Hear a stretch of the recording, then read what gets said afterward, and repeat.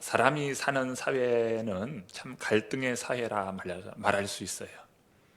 갈등 없는 사회, 그것은 불가능한 사회 아닌가. 어느 집단이든 어느 사회든 참 갈등을 겪기 마련이다라는 생각을 가지게 됩니다. 보면 부부 간에도 때로는 갈등이 있고, 몸으로 난 자식도 때로는 갈등을 겪기도 하고, 참 오늘 우리가 살아가는 삶은 갈등의 삶입니다. 이 갈등을 어떻게 이해하고 어떻게 해결해 갈 수 있을까? 그것이 또 하나의 삶의 숙제가 아닌가 생각합니다. 갈등이라고 하는 말은 칡갈자에 등나무 등자를 써서 갈등이라고 이야기합니다.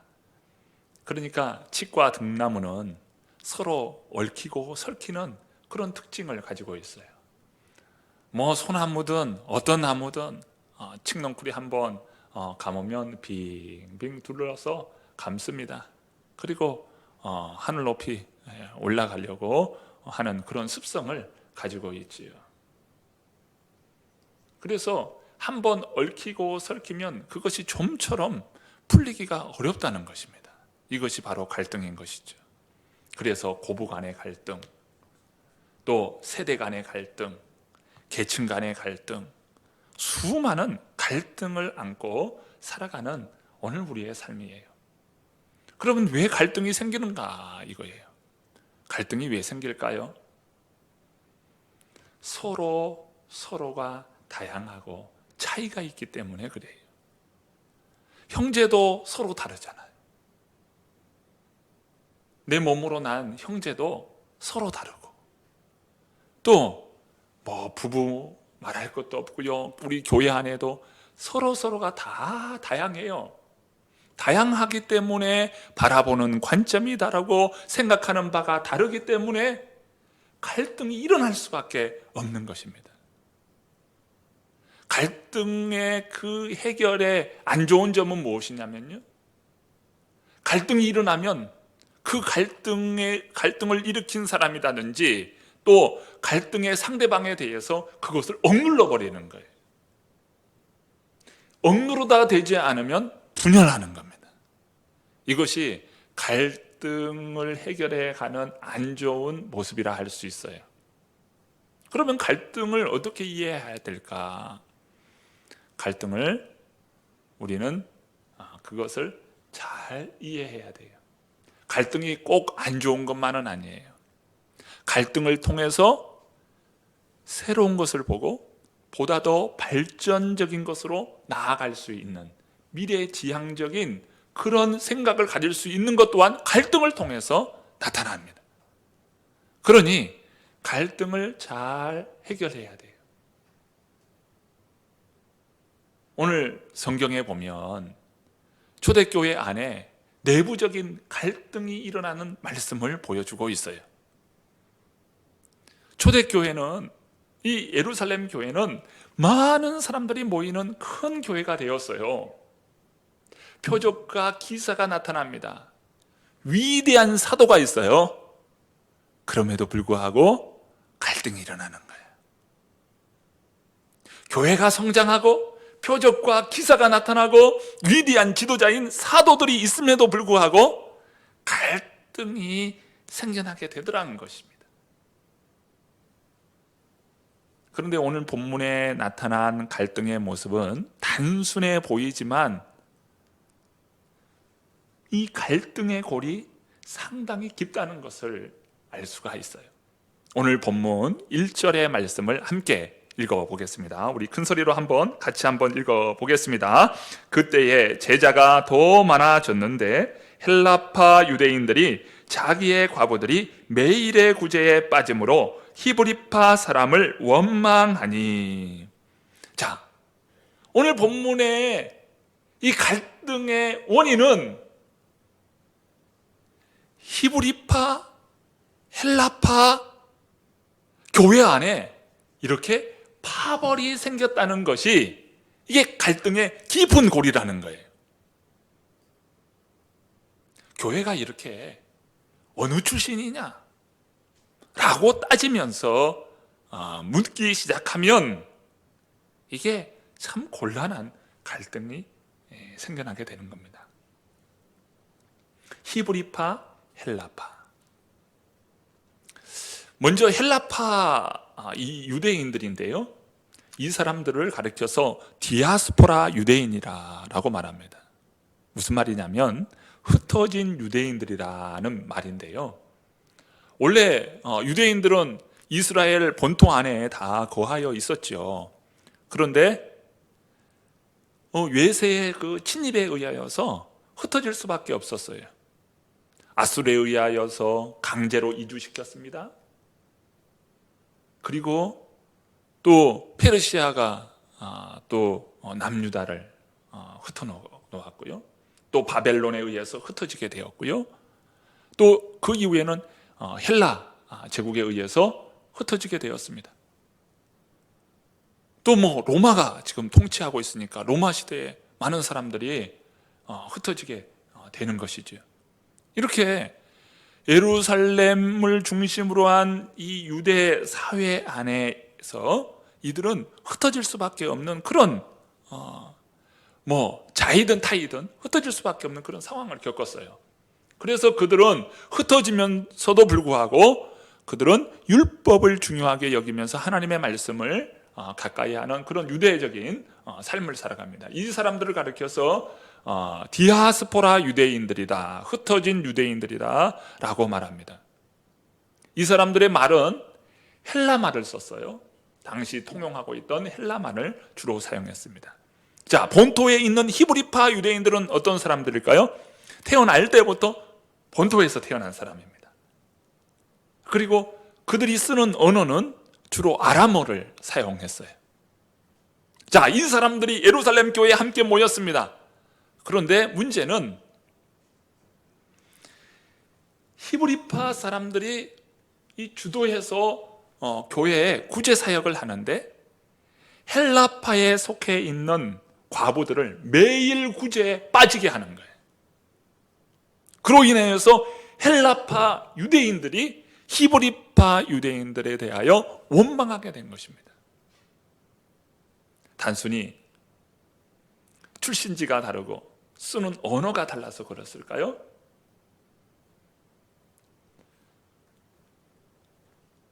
이 예루살렘 교회에 큰 박해가 일어납니다. 특별히 스데반이 순교하는 그러한 일이 일어나게 돼요.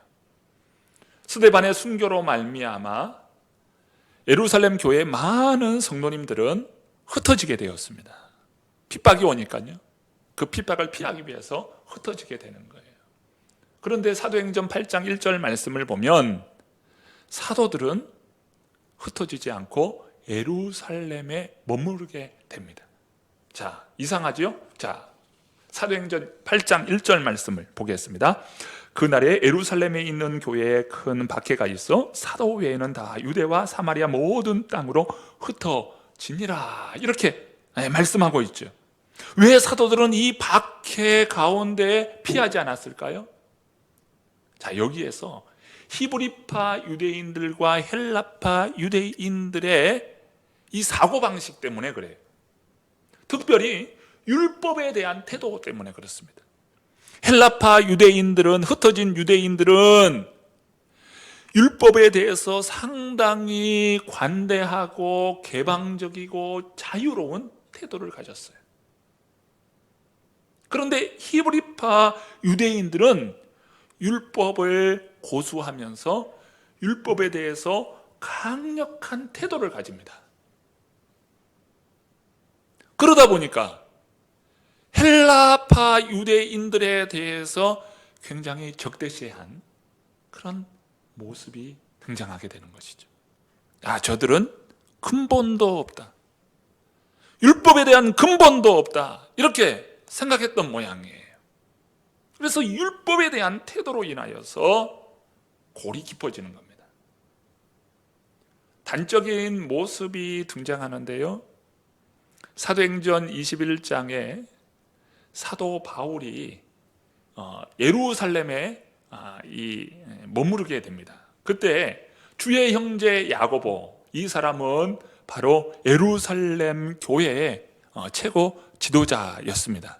당시 그 주의 형제 야고보가 바울에게 권면하는 내용이 나오는데요, 사도행전 21장 19절부터 21절 말씀을 제가 한번 21장 20절 21절 말씀을 제가 한번 읽어보겠습니다. 그들이 듣고 하나님께 영광을 돌리고 바울더러 이르되, 형제여, 그대도 보는 바에 유대인 중에 믿는 자 21명이 있으니 다 율법의 열성을 가진 자라. 내가 이방에 있는 모든 유대인을 가르치되 모세를 배반하고 아들들에게 할례를 행하지 말고 또 관습을 지키지 말라 한다 함을 그들이 들었도다. 자, 예루살렘 안에는 율법을 지키는 그리스도인들이 상당히 많이 있는데, 그들이 말하는 것이, 바울, 너는 모세의 그 율법을 배반한다. 모세를 배반하고 또 할례를 행하지도 않고 관습을 지키지도 말라고 가르쳤다 이거예요. 그래서 당신에 대한 그 유대인들, 유대 그리스도인들의 생각이 상당히 당신에 대해 좋지 않는 태도를 가지고 있다. 그러니 조심하라는 거예요. 몸조심하라. 사도 바울이 그 일행과 함께 4명이 그 서원을 하게 됩니다.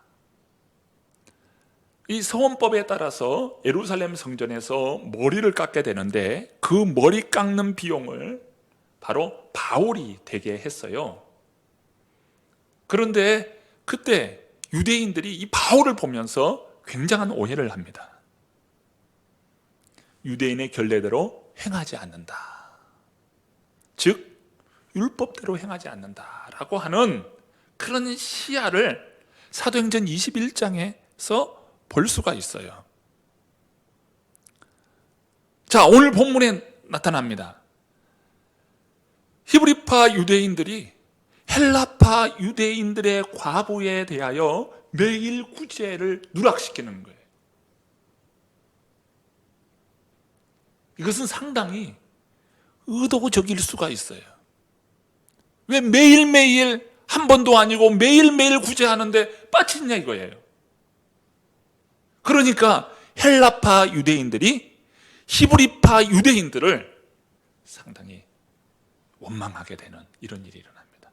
자, 예루살렘 교회, 모체가 되는 교회, 거대한 교회가 되어 있고 부흥한 교회가 되어 있고 표적과 기사가 나타나고 또 위대한 사도들이 있는 그 교회도 이런 심각한 문제가 발생하고 있는 거예요. 어떻게 해야 될까요? 이 문제를 잘 지혜롭게 해결해야 되지 않겠습니까? 자, 해결책을 제시하기 위하여 사도들이 지도자들을 회의 가운데 모두 초청합니다. 본문 2절 말씀을 읽어보겠습니다. 2절 말씀입니다. 함께 읽습니다. 12사도가 모든 제자를 불러 이르되, 우리가 하나님의 말씀을 제쳐놓고 접대를 일삼는 것이 마땅하지 아니하니.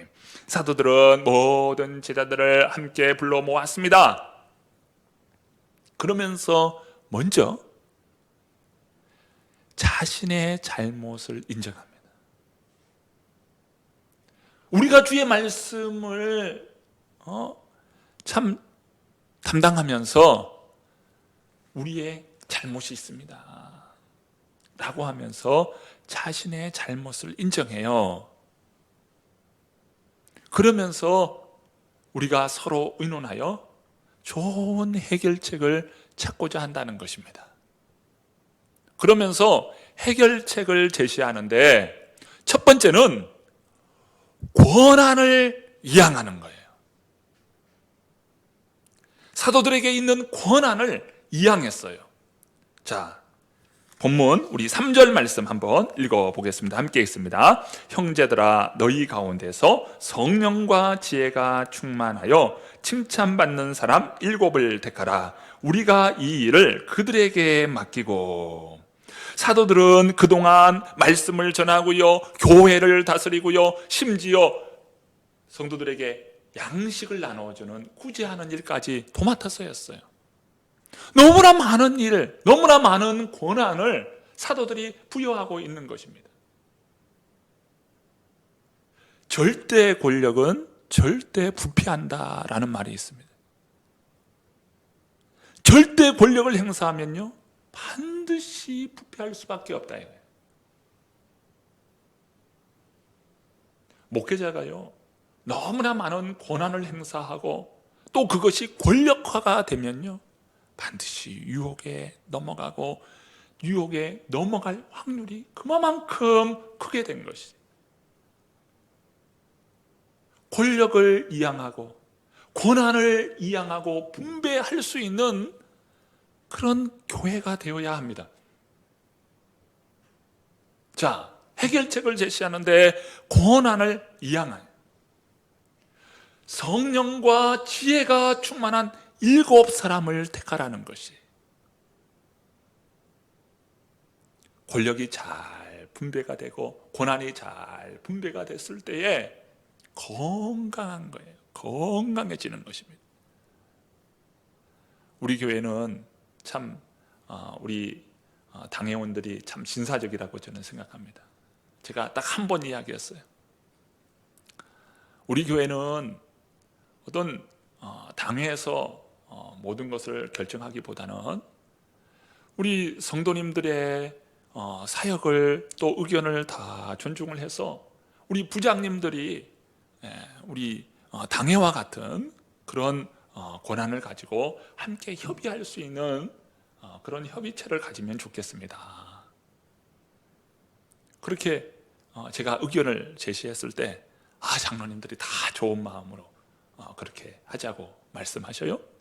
그래서 우리 부장님들이 이제 함께 회의를 합니다.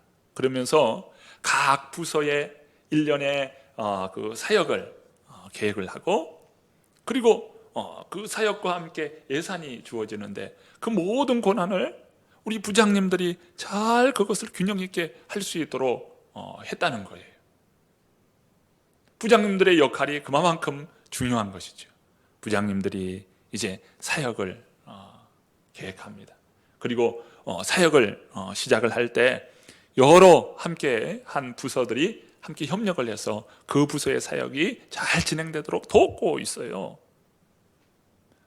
우리 교회가 큰 규모는 아니지만 그럼에도 불구하고 건강함의 교회로 세우고자 하는 그런 마음이 우리 모든 성도님들에게 있기에, 그 마음이 우리 장로님들에게도 있고 우리 부장님들에게 있고 우리 성도님들에게도 다 그 마음이 있다고 생각이 됩니다. 이렇게 교회의 건강성, 건전성을 자꾸 확보해야 돼요. 목회자가 그 모든 것을 다 끌어안고 한다고 생각해 보십시오. 그게 좋을 것 같지만 결코 좋은 것이 아니에요. 고난을 분배하고 나누고 함께 이 짐을 지을 때 백지장도 이 종이 한 장도 함께 들면 가볍다는 것 아니겠어요?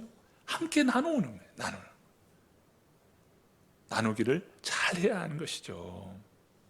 한국교회에 이 기독 청년 협의회가 있는데요, 교회를 위한 30개조 반박문을 그들이 발표했어요. 한국의 기독 청년들이 30개의 반박문을 내걸었는데 첫 번째 내건 것이 뭐냐면요, 이거예요. 교회의 중심은 그리스도 예수입니다. 특정 성직자 혹은 목회자들의 개인 소유물이 아닙니다. 이게 1조예요. 1조. 무슨 말이겠어요? 그만큼 성직자에게 집중된 권력이 문제가 되고 있다라고 하는 것을 이야기해 주고 있습니다. 구약 성경에 보면 이 왕들이 나오잖아요. 쭉 역대 그 왕들이 나옵니다. 왕들은 절대 권력을 행사할 수 있는 그런 위치이잖아요. 그런데 우리가 성경을 읽어보면 왕들 옆에는 항상 누가 있습니까? 선지자들이 있어요. 왕이 바른 판단을 할 수 있도록, 또 왕이 잘못을 했을 때는 선지자가 과감하게 왕의 그 잘못을 하나님의 말씀을 통하여 그들에게 전달합니다. 다윗도 그랬죠. 밧세바의 이 간음 사건을 이 나단 선지자가 지적하면서 그를 회개시키잖아요. 이스라엘은 그 왕이 하나님이라고 하는 사상을 가지고 있습니다. 그러니까 무슨 말입니까? 인간이 절대 권력을 행사할 수 없다라고 하는 것을 보여주는 것입니다. 자, 교회가 어떻게 참 갈등을 해결합니까? 첫 번째는 고난을 이양하는 거예요. 두 번째, 어떻게 갈등을 해결하나? 말씀을 통해서 보니 본질에 집중하고 본질에 충실했다는 거예요. 본질을 찾아가는 거예요. 자, 말씀 한번 볼까요? 자, 2절 말씀 보면 중반절에 보면 우리가 하나님의 말씀을 제쳐놓고 접대를 일삼는 것이 마땅하지 아니하니 4절 말씀 읽어봅니다. 함께 읽습니다. 오로지 기도하는 일과 말씀 사역에 힘쓰리라 하니. 사도들에게 가장 중요한 사역은 무엇일까요? 집중해야 될 사역? 바로 말씀 증거 사역이죠. 사도들이 집중해야 될 사역은 말씀 사역이에요. 목회자에게서 중요한 사역은 무엇일까요? 성도들에게 하나님의 말씀으로 잘 양육하고 말씀을 선포하고 선포된 말씀이 우리 성도님들 한 분 한 분 위에 잘 심겨지도록 그 사역에 집중하는 거예요. 말씀 사역을 잘 감당하면요, 교회가 진리 가운데 바로 섭니다. 그리고 구원의 은혜가 충만히 임해요. 말씀 사역이 그만큼 중요한 사역이 되죠. 교회는 말씀 사역만 있나요? 그렇지 않아요. 교회도 다양한 행정적인 일들이 많이 있어요. 행정적으로 해야 될 일들이 있다 이거예요. 또 구제나 선교나 다양한 사역들이 많이 있어요. 그 모든 사역들이 있지만 각자의 주어진 사역, 본질에 충실할 때 갈등이 해결이 됩니다.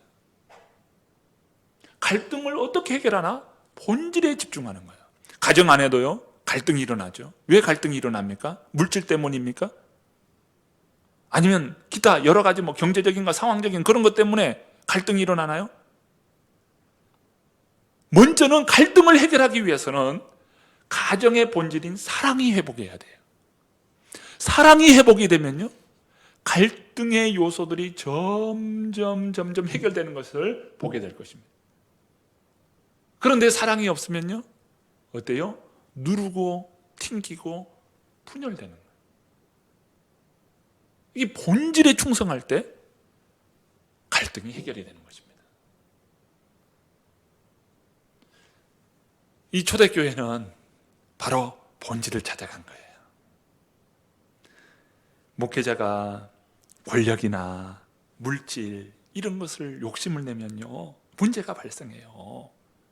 교회가 본질에 충실하면요, 갈등이 해결이 돼요. 여러분, 문제가 생겼습니까? 그러면 본질을 되찾아야 돼요. 본질에 충실해야 돼요.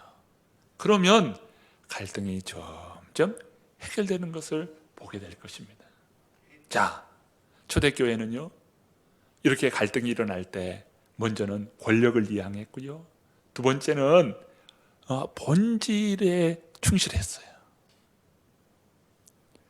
이제 세 번째는 갈등이 일어날 때 서로가 서로에 대하여 인정하는 겁니다. 갈등이 어떻게 생긴다고요? 서로 보는 관점이 다르니까. 자신의 생각만 주장하다 보면 갈등이 생기는 건데, 그런데 서로가 서로를 인정하면요, 갈등이 해결되기 시작해요. 자, 오늘 본문 한번 또 보시죠. 5절, 6절 말씀을 한번 읽어보시기 바랍니다. 5절, 6절 말씀 읽겠습니다. 온 무리가 이 말을 기뻐하여 믿음과 성령이 충만한 사람 스데반과 또 빌립과 브로고로와 니가노르와 디몬과 바메나와 유대교에 입교했던 안디옥 사람 니골라를 택하여 사도들 앞에 세우니 사도들이 기도하고 그들에게 안수하니라.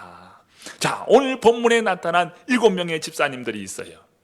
스데반, 빌립, 브로고로, 니가노르, 디몬, 바메나, 또 니골라. 7의 집사님들이 있잖아요. 그런데 이 7명의 집사님들은 하나같이 헬라식 이름이었어요.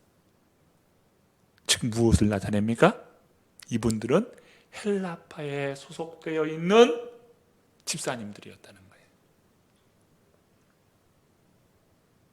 교회가요, 불균형스러운 거예요. 히브리파 중심의 교회가 된 거예요. 불균형이죠. 그런데 이러한 갈등을 통해서 어떻게 합니까? 교회가 균형을 갖게 되는 거예요. 교회가 균형을 가지니까요, 참 놀라운 일이 벌어져요. 스데반을 통하여서 이제 그는 복음 사역을 감당합니다. 그러면서 최초의 순교당하는 그런 영광이 바로 이 스데반 집사님을 통해서 최초의 순교자가 나와요. 빌립이라고 하는 이 집사님은 어떠했나요? 사마리아에 복음을 증거하는 복음 전도자가 됩니다. 그리고 에디오피아 내시 간다게에게 말씀을 전하고 그에게 세례를 베풀어요. 스데반과 빌립과 같은 위대한 지도자가 나오는 거예요. 갈등이 일어납니다. 갈등이 일어나면 눌리고 안 되면 분열하고, 이런 양상으로 가는 것이 아니라 갈등을 통해서 보다 더 미래적이고 보다 더 새롭게 도전하고 새로운 것으로 나아갈 수 있도록 길을 열어주고, 또 그 일을 통해서 지도자를 세우는 거예요. 그 지도자를 통하여서 복음이 위대하게 일어나게 됩니다. 복음이 어떻게 일어나게 되는지 단적인 한 모습을 보게 되는데요, 사도행전 11장 19절부터 21절까지의 말씀을 잠깐 보고자 합니다.